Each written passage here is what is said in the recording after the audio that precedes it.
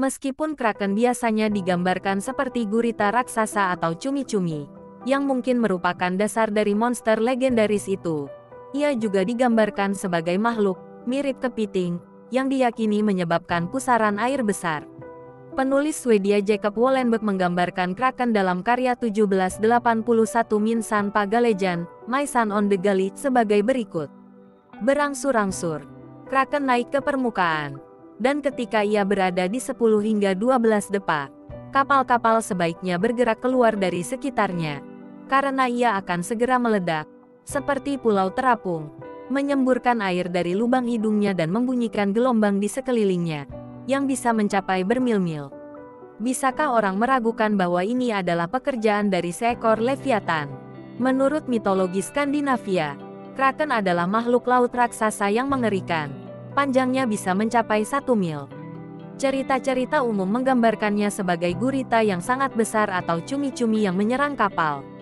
Menurut beberapa kisah lainnya, tubuhnya yang besar kerap disalahartikan sebagai pulau. Kraken pertama kali disebutkan dalam Orvar Oder, kisah Islandia abad ke-13 yang melibatkan dua monster laut, Hafgufa kabut laut, dan Limbaker punggung header. Hafgufa diyakini sebagai referensi ke kraken. Sekitar tahun 1250, laporan lain tentang kraken didokumentasikan dalam karya ilmiah Norwegia Konungsskugsa. Dikatakan bahwa mereka hanya ada dua karena tidak dapat bereproduksi dan akan membutuhkan begitu banyak makanan sehingga tidak dapat bertahan hidup dalam waktu lama. Laporan itu selanjutnya menggambarkan kebiasaan makan kraken, mengklaim bahwa ia akan menjebak ikan di sekitarnya dengan meregangkan lehernya melalui sendawa melepaskan makanan dari mulutnya. Catatan lain menunjukkan bahwa binatang itu mengeluarkan aroma yang kuat dan aneh, atau mungkin kotoran, ketika ingin makan. Di sisi lain, ikan-ikan akan terpikat dan masuk ke mulut kraken saat ia makan. Sejumlah besar ikan akan terperangkap. Oleh sebab itu, ikan yang berkumpul secara tiba-tiba diyakini sebagai tanda peringatan bagi para pelaut untuk pindah dari suatu daerah dengan cepat, supaya mereka tidak menjadi korban kraken.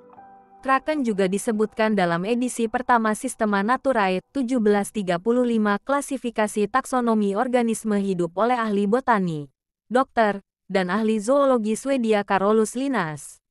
Dia mengklasifikasikan kraken sebagai Cephalopoda, menunjuk nama ilmiah Microcosmus marinus.